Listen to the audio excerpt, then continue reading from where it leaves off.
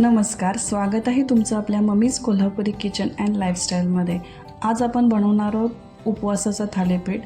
उपवासासाठी काही लिमिटेडच पदार्थ आहेत, जसे की साबुदाणा खिचडी किंवा वरई।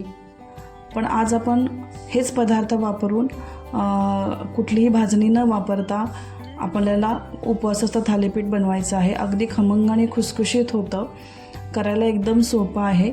चला तर आपण सुरू करूया। त्यासाठी रात्रभर भिजलेला साबुदाणा हवा आहे। साबुदाणा 1 वाटी घ्यायचा आहे, तो स्वच्छ धुवायचा आणि कमी पाण्यात आपल्याला भिजवून घ्यायचा आहे आणि हाताने असा मऊ करून घ्यायचा आहे। समजा तो हाताने मऊ होत नसेल तर थोडंसं मिक्सरला फिरवून घ्या, म्हणजे त्या थालीपीठाला बाइंडिंग घेईल। आता ह्याच्यामध्ये वरई पीठ 1 वाटी टाकायचं आहे। नसेल पीठ तर वरई आपल्याला मिक्सरला फिरवून घ्यायची आहे। शेंगदाणा कूट 3 टेबलस्पून टाकायचा आहे। मिरची आणि जिरे पेस्ट 2 टेबलस्पून, 7-8 मिरच्या आणि 2 टेबलस्पून जिरे वापरून आपल्याला हे मिरची पेस्ट बनवायचं आहे। इथं मी सेंधव मीठ वापरलेलं आहे चवीनुसार, ते कमी खारट असतं त्यामुळे त्या पद्धतीनं तुम्ही घालू शकता। आणि शेंगदाण्याचं तेल 2 टीस्पून टाकायचं आहे।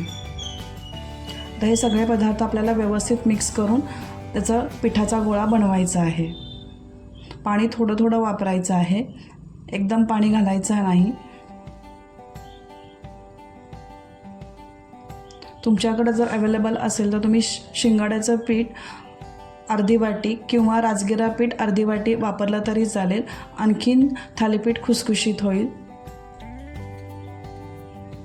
तुम्ही ह्याच्यामध्ये एखादा बटाटा किसला तरी चालेल, किंवा तुम्हाला जर चालत असेल उपवासाला तर काकडी किसली तरी चालेल। ज्यांना उपवासाला कोथिंबीर चालत असेल त्यांनी कोथिंबीर घातली तरी चालेल। आता हे पीठ 15 मिनिट आपल्याला भिजत ठेवायचं आहे। 15 मिनिटांनी तव्याला असं तेल लावायचं आहे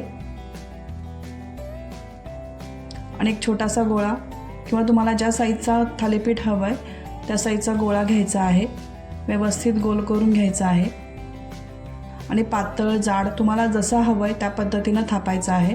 मला पातळ थालीपीठ आवडतात म्हणून मी अगदी पातळ त्याच्यावर थापून घेते। जर तुम्हाला जमत असेल तर तुम्ही हे फडक्यावर किंवा बटर पेपरवर सुद्धा थालीपीठ थापून करू शकता।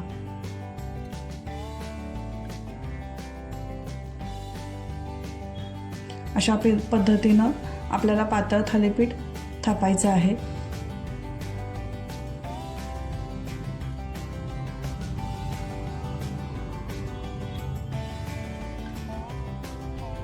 थालीपीठ भाजताना तुम्ही तेलाचा किंवा तुपाचा सुद्धा वापर करू शकता।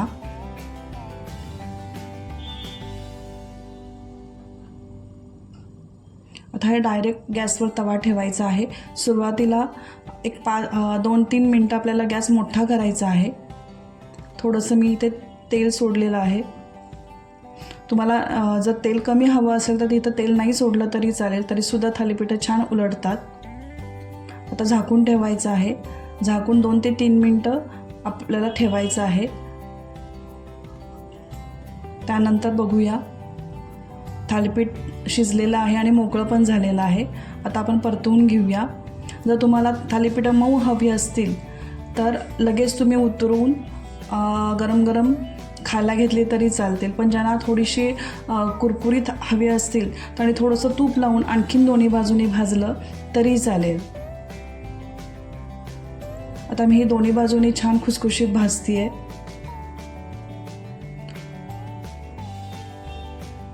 अशा पद्धतीने ही खमंग आणि खुसखुशीत उपवासाची थालीपीठं दह्याबरोबर सर्व करायला रेडी आहेत।